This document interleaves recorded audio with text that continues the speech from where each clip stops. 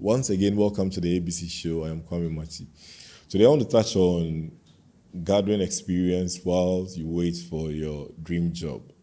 And probably would want to use myself as an example. So I remember when I finished uni and I was looking for a job, I would take a location like East Legon, comb around, find all the NGOs that are there, get their addresses, come back and type my letters. So I usually would type an internship letter and then an employment letter. So then I move from office to distribute these letters. Most often, some would say there are no jobs, others would say, okay, we can probably show you somewhere that you could go for the skills that you have.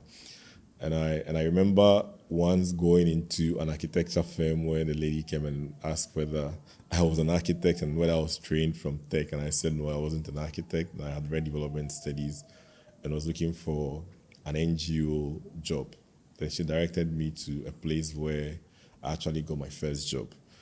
Now, whilst you wait for that dream job, from experience, my recommendation is that you take up an internship opportunity in a space where you want to work in. So if you want to work in the NGO space, take up an internship opportunity or an internship role in the NGO space. If you want to work in NGO space and it's on maternal health or public health or anything, take up an internship opportunity in this space.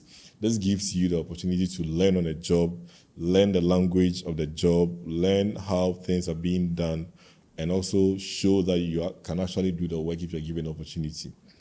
Now, what that does for you is that even if the company you are interning with doesn't pick you or doesn't retain you, probably will have about 6 months of experience that you can put on your CV to get your job.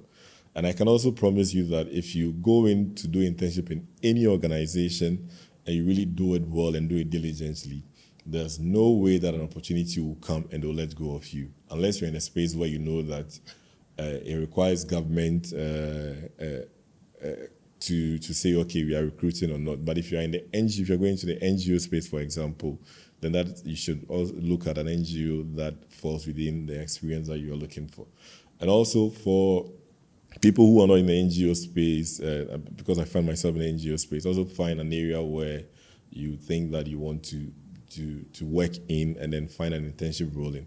Even if it's a 3 months internship role, it's good enough to go onto your CV. If it's 6 months, then that is best for your CV. It doesn't only just give you the working experience, but also it's good for you to understand how things are. And even when you go for an interview, you have practical examples and experiences to share.